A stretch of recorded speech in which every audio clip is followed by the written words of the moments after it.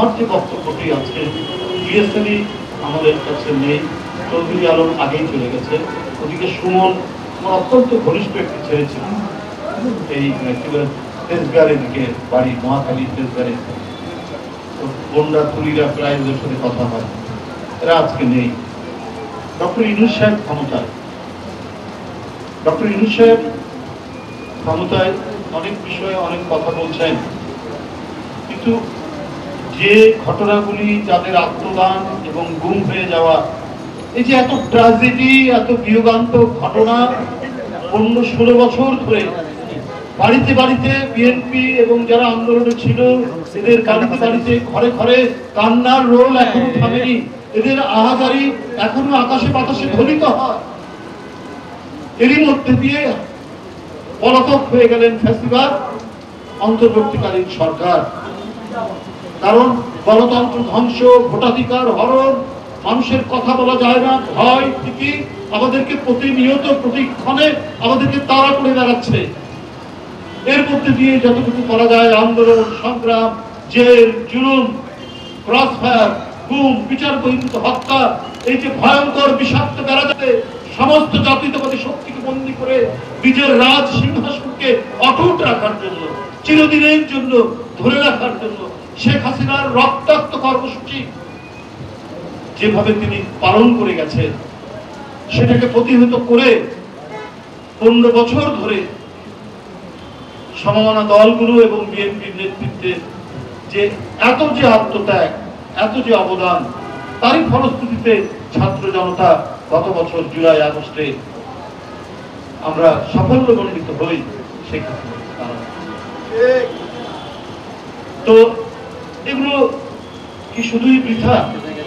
আজকে অন্তর্বর্তীকালীন সরকার তারা ক্ষমতায় আছে যে 60 লক্ষ মামলা আমাদের নেতা কর্মীদের নামে। আপনি তারা কমিশন গঠন করে হোক বা দ্রুত দায়িত্ব পালন করে হোক, কাউকে দিয়ে, আইনজীবীদেরকে দিয়ে, এগুলো তো আজকে 8 মাস আপনি ক্ষমতায় আছেন, এই মামলাগুলো তো প্রত্যাহার করা যাবে। এই যে 60 লক্ষ মামলা এবং যে ঘটনাগুলো বললাম, এই ফলশ্রুতি তো আপনারা আজকে ক্ষমতায়, এটার জন্য তো আপনি কিছুই করেননি। কেন আজকে আজও আমাদেরকে কেন আদালতের বারান্দায় বারান্দায় ঘুরে বেড়াতে হবে? সরকার একবারই কাজ করছে না, আমি সেটা বলবো না, হয়তো কিছু করছে, কিন্তু যে ভোটাধিকারের জন্য আমাদের 15-16 বছরের সংগ্রাম, সেই ভোটাধিকার কেন বিলম্বিত হচ্ছে, সেটা নিয়ে কেন এত কথা হচ্ছে? কেন নির্বাচন এবং ভোটাধিকারের বিকল্প হিসেবে সংস্কারকে দাঁড় করাচ্ছে? সংস্কার কেন ভোটাধিকার আর গণতন্ত্রের বিকল্প হবে, নির্বাচনের বিকল্প হবে? আমরা ভোট নির্বাচন এবং ভোট প্রয়োগের কথা বললে আপনার সরকার আরো কিছু কথা সেগুলো বিকল্প এনে দাঁড় করছে। তো গণতন্ত্র মানেই তো নির্বাচন, গণতন্ত্র মানেই তো হচ্ছে ন্যায় বিচার। তো সেগুলো কি করছে? প্রয়োজনীয় সংস্কার বিএনপিও তো বলেছে বারবার। আপনি বিভিন্ন কমিশন গঠন করেছেন, তারপরে সেগুলো নিয়ে আলোচনা চলছে, আমাদের রাজনৈতিক দলগুলোর সাথেও বৈঠক হচ্ছে, বৈঠক তো শেষ পর্যায়ে যান। কিন্তু এই ডিসেম্বর জুনের এক ধরনের দোলনার মধ্যে কেন দুলছে বাংলাদেশের নির্বাচনী ওয়াদা? সরকারের নির্বাচনী ওয়াদা ডিসেম্বর আর জানুয়ারির মধ্যে এই যে পেন্ডুলামের মতো দোল খাচ্ছে, এটা কেন? এটা তো অন্তর্বর্তীকালীন সরকারকে তো এটা তো জবাব দেওয়া দরকার।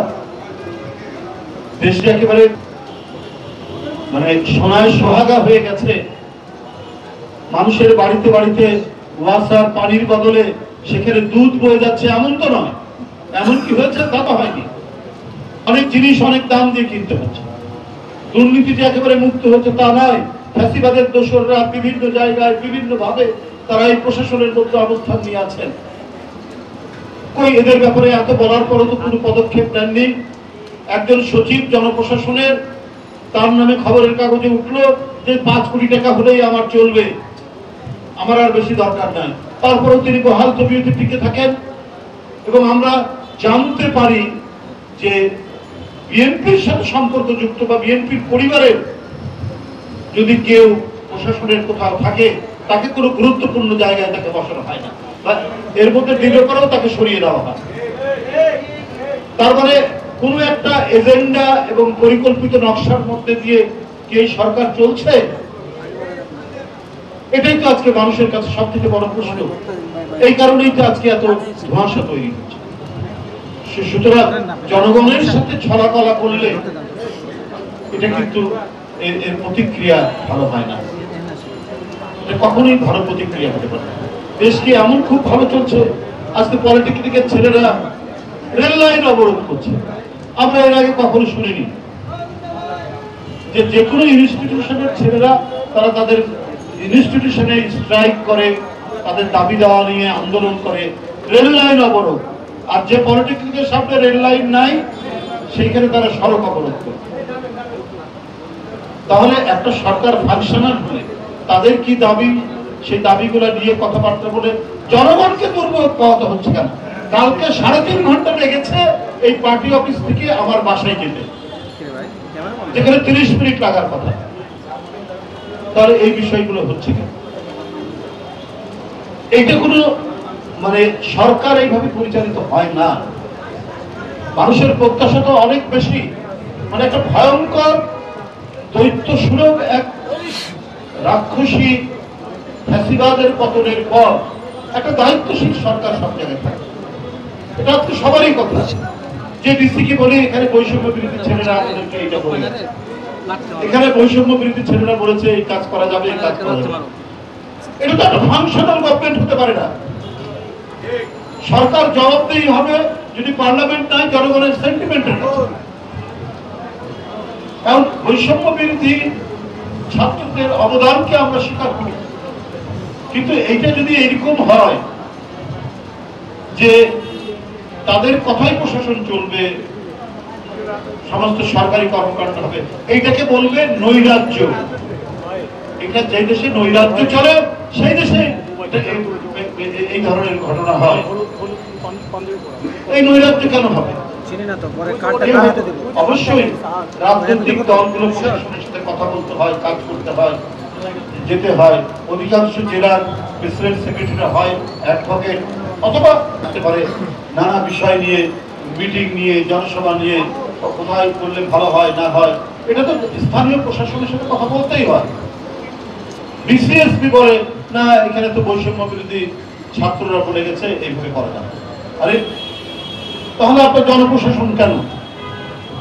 আপনাদের ক্লায়েন্ট হচ্ছে রাজনৈতিক দলগুলো। রাজনৈতিক দলগুলোর সাথে আপনাদের আলাপ আলোচনা হবে, কথাবার্তা হবে, তারা রাজনৈতিক কর্মসূচি পালন করবে। আপনারা শান্তি শৃঙ্খলার জন্য রাজনৈতিক দলগুলোর সাথে আপনারা কথা বলবেন যে দেখেন এই এই জায়গায় সমস্যা হচ্ছে আপনারা।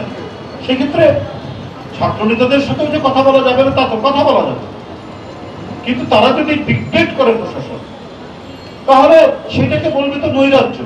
এটা হবে কেন? এটা তো হওয়ার কথা না। আমি শুনেছি প্রতিটা মিনিস্ট্রিতে নাকি করে একটা করে কমিটি আছে।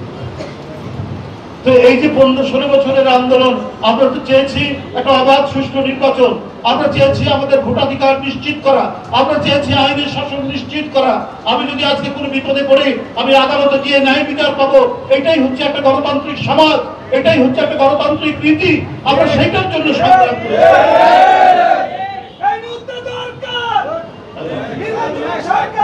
এই মিলাদ এটা দাঁড়াও। সুতরাং সেই জায়গাটাকে নিশ্চিত করার দরকার অন্তর্বর্তীকালীন সরকার। যাই হোক, আজকে যার জন্য এই আয়োজন আমি আর কথা বাড়াতে চাই না। আমরা